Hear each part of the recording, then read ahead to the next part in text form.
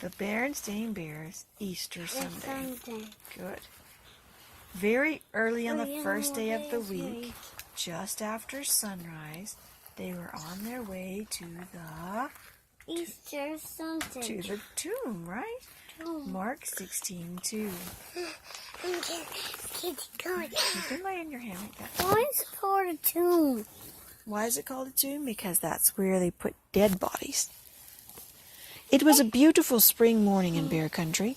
The rising sun spread its golden light over the land. Robins were chirping in the trees. Bright spring flowers were in bloom. New green leaves were all abud. But it wasn't just any beautiful spring morning. It was Easter Sunday.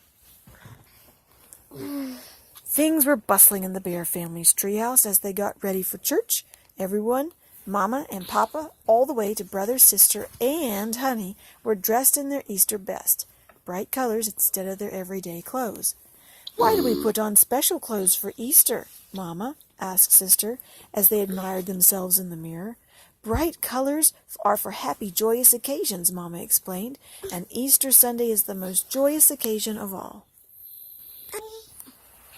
The Bears joined a parade of other brightly dressed families on their way to the chapel in the woods. They greeted friends as they filed in and found their places. Their neighbor, Miss McGriz, played the organ. Rich, deep tones filled the church. The cubs could feel those low, rumbling notes right down in their tummies. Then Preacher Brown spoke. "I bid you all welcome on this joyous Easter morning. Let us celebrate the most wonderful day that God has made, the day when Jesus rose." Miss McGriz brought her hands down on the keyboard, and the organ boomed to life. Move your hand, please. Everyone stood to sing an Easter hymn. "Jesus Christ is risen today. Hallelujah."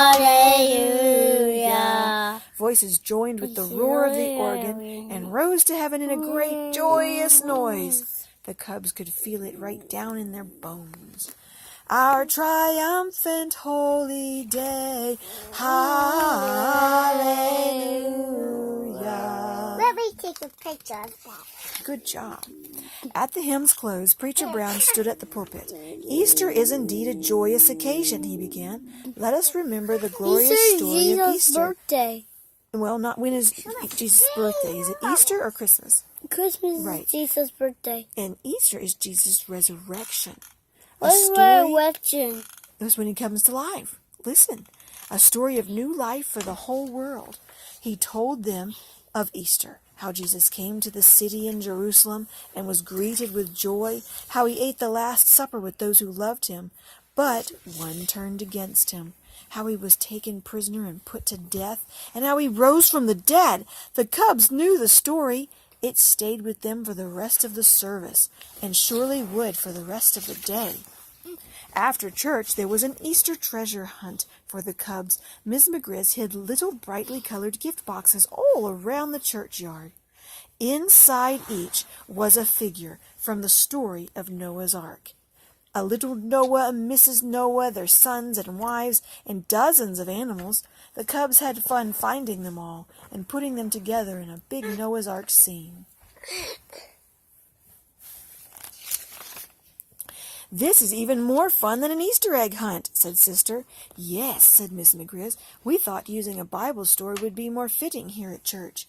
That made Brother wonder. "Is there anything in the Bible about Easter eggs and Easter bunnies?" he asked. Preacher Brown answered, "No, brother, not a thing." "Then where did the idea of Easter eggs and the Easter bunny come from?" asked Sister.